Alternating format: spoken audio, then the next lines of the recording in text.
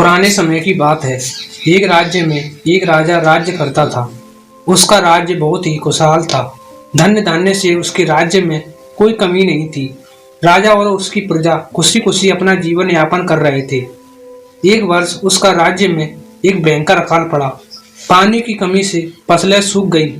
ऐसी स्थिति में किसान राजा को लगान नहीं दे पाए। लगान प्राप्त न होने के कारण राजस्व में कमी आ गई और राजकोष खाली होने लगा था। यह देख राजा चिंता में पड़ गया। हर समय वह सोचता रहता था कि राज्य का खर्चा कैसे चलेगा। अकाल का समय निकल गया। स्थिति फिर से पहले की तरह सामान्य हो गई, किंतु राजा के मन में चिंता घर कर गई थी। हर समय उसके दिमाग में यही रहता था कि राज्य में पुनः अकाल पड़ गया तो क्या होगा। इसके अतिरिक्त भी अन्य चिंताएं उसे घेरने लगी। पड़ोसी राज्य का भय, मंत्रियों का षड्यंत्र जैसी अन्य कई चिंताएं उसके भूख प्यास और रातों की नींद छीन ली थी। वह अपनी इस हालत से बहुत परेशान था, किंतु जब भी वह राजमहल के माली को देखता था तो वह आश्चर्य में पड़ जाता था। दिन भर मेहनत करने के बाद भी वह शाम को सूखी रोटी बनाकर खाता था और पेड़ के नीचे बड़े मजे से सोता था। कई बार राजा को उससे जलन होने लगी थी। एक दिन राजा के दरबार में एक सिद्ध साधु पधारे।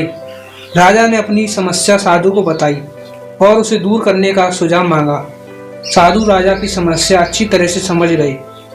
वे बोले, राजन, तुम्हारी चिंता की जड़ तुम्हारा राजपाट है। अपना राजपाट पुत्र को दे दो, चिंता मुक्त हो जाओ। इस पर राजा बोला, गुरुवर, मेरा पुत्र मात्र 5 वर्ष का है। वह अबोध बालक है, राजपाट कैसे संभालेगा? तो फिर ऐसा करो कि अपनी चिंता का भार तुम मुझे सौंप दो। साधु बोले। राजा तैयार हो गया। उसने अपना राजपाट साधु को सौंप दिया। इसके बाद साधु ने पूछा, अब तुम क्या करोगे? राजा बोला, सोचता हूँ कि अब कोई व्यवसाय कर लूँ, लेकिन उसके लिए धन की आवश्यकता है। ये कैसे करोगे? अब तो राजपाट मेरा है, राजकोष के धन पर भी मेरा अधिकार है। साधु बोले, तो मैं कोई नौकरी कर लूंगा। राजा ने उत्तर दिया, ये ठीक है, लेकिन तुम्हें नौकरी ही करनी है तो कहीं और जाने की क्या आवश्यकता है? यही नौकरी कर लो। मैं तो साधु हूँ, मैं तो अपनी कुटिया में ही रहूंगा। राजमहल में ही रहकर मेरी ओर से तुम राजपाट संभालना। राजा ने साधु की बात मान ली और साधु की नौकरी करते हुए राजपाट संभालने लगा। साधु अपनी कुटिया में चले गए। कुछ दिन बाद साधु पुनः राजमहल आए और राजा से भेंट कर पूछा, कहो राजन, अब तुम्हें भूख लगती है या नहीं, और तुम्हारी नींद का क्या हाल है? गुरुवर, अब तो मैं खूब खाता हूँ और गहरी नींद भी सोता हूँ। पहले भी मैं राजपाट का कार्य करता था, अब भी करता हूँ, फिर ये परिवर्तन कैसे? ये मेरी समझ से बाहर है। राजा ने अपनी परिस्थिति बताने के साथ ही प्रश्न भी पूछ लिया।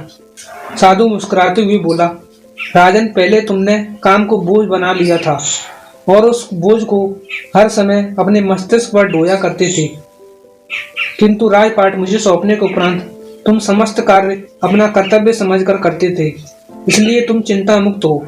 तो दोस्तों, इस कहानी से हमें यह सीख मिलती है कि जीवन में हम चाहे जो भी कार्य करें उसे हमें अपना कर्तव्य समझकर ही करना चाहिए, ना कि उसे अपना बोझ समझकर। यही चिंता मुक्त होने का मूल मंत्र है।